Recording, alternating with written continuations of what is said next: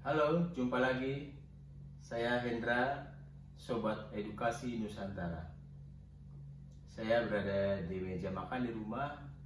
Sehabis sarapan, ada ide percobaan sederhana menggunakan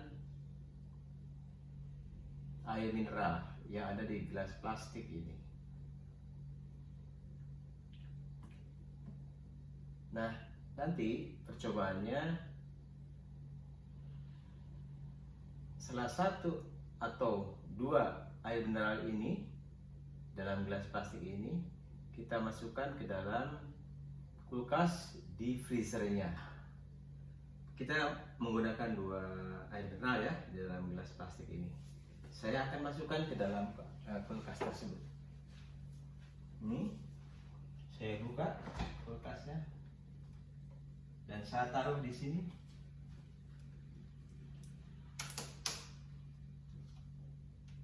Dari sini kulkasnya ya. Ini freezernya. Saya dekatkan.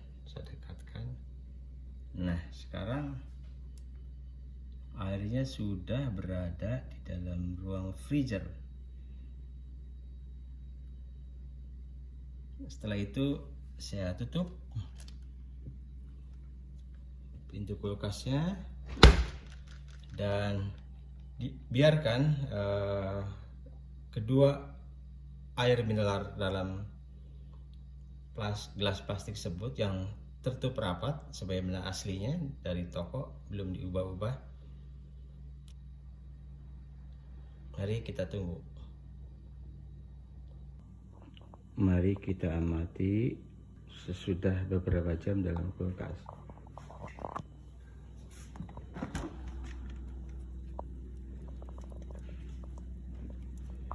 Lihat.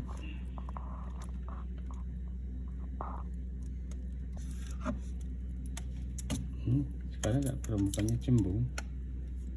Ini sudah menjadi es. Permukaannya cembung sudah menjadi es. Yang satu juga sama. Permukaannya cembung sudah menjadi es ya. Tuh, kita lihat. Jadi setelah sekian jam di dalam kulkas baru airnya membeku ya.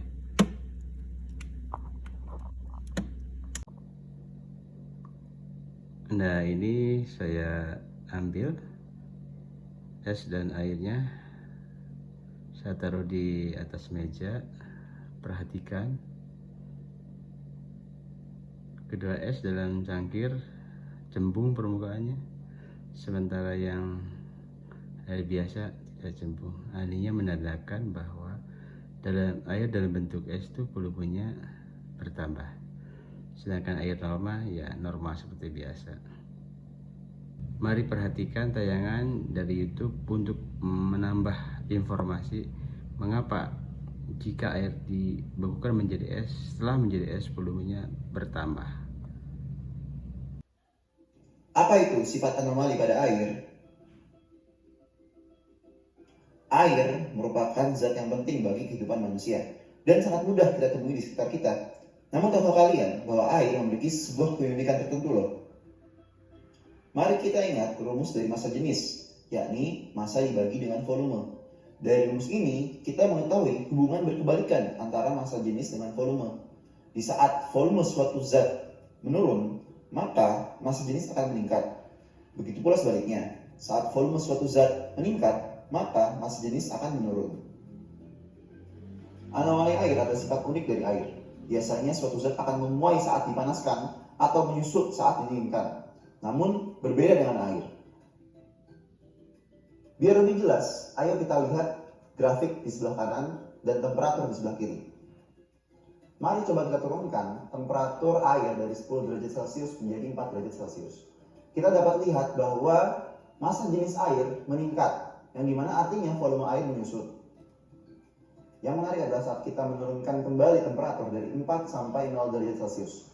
Kita dapat melihat bahwa massa jenis air justru menurun, di mana artinya volume air membesar. Hal ini membuat air memiliki densitas maksimum di 4 derajat Celcius. Inilah yang kita sebut sebagai anomali dari air. Loh, kok bisa kayak gitu ya, gengs? Hal ini tidak lepas dari interaksi antara molekul air membentuk ikatan hidrogen. Pada temperatur normal, molekul air cenderung bergerak bebas dan relatif memiliki energi kinetik yang cukup tinggi. Pada kondisi ini, ikatan hidrogen sebenarnya terjadi, namun masih belum stabil. Ketika kita turunkan temperatur sampai 4 derajat Celcius, energi kinetik dari air mulai melambat, dan molekul air mulai berdekatan. Hal ini membuat densitas air meningkat. Kalau kita turunkan lagi temperaturnya sampai 0 derajat Celcius, energi kinetik semakin menurun. Sehingga ikatan hidrogen air menjadi lebih kuat dan stabil, hingga membentuk struktur heksagonal. Struktur ini memisahkan ruang kosong di tengah, yang membuat air memiliki volume lebih besar dan densitas yang lebih kecil. Hal inilah yang membuat air memiliki sifat unik pada rentang 0 sampai 4 derajat Celcius. Kalau diringkas, kira-kira begini ya teman-teman. Keunikan dari sifat air ini nyatanya membawa berkah bagi kehidupan. Salah satunya pada ekosistem perairan di darat. Karena sifat anomali air ini, pada musim dingin, air di sungai hanya membeku di permukaan. Sedangkan air di bawah tidak membeku dan hewan-hewan dalam air masih dapat hidup. Hal ini terjadi karena massa jenis air pada temperatur 4 derajat Celcius mencapai titik maksimum. Massa jenis yang besar ini membuat air yang lebih hangat berada di bawah. Nah, percobaan berikut ini saya membawa air dalam gelas dan saya juga membawa es ya di dalam wadah. Nah, es tersebut kalau saya masukkan ke dalam air, perhatikan yang kecil dulu ya, masukkan ya, dia mengapung ya, kelihatan mengapung. Apakah karena ukurannya kecil lalu mengapung?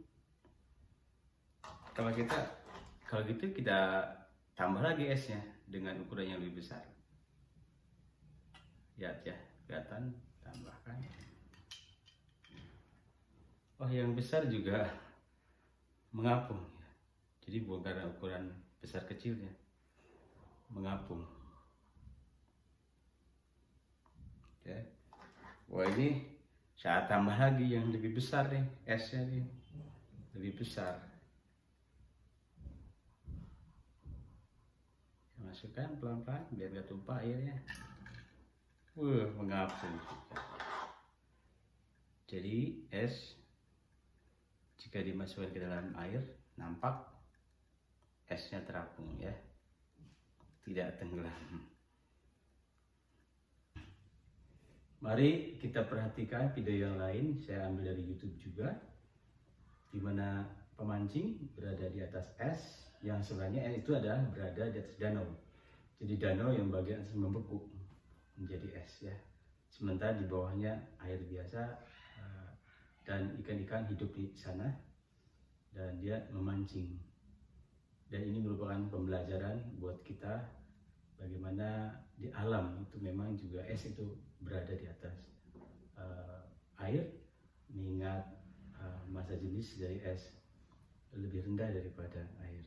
Mari kita simak bersama. So most people would think when a lake freezes out, what happens? It freezes all the way to the bottom and it freezes out. That does not happen. What ends up happening is the oxygen in the lake, the air that the fish breathe, the oxygen just goes away. And as the oxygen goes away, the oxygen in the lake rises, which makes the fish rise. Why? In lake ice, which I'm on right now is lake ice, it might not look like it, but lake ice, the fish come up to the top. For fishing, it's kind of cool because, hey, they're right there under the ice, but for fish, that is really bad because they don't have much oxygen left, and that's why they're all the way up at the top.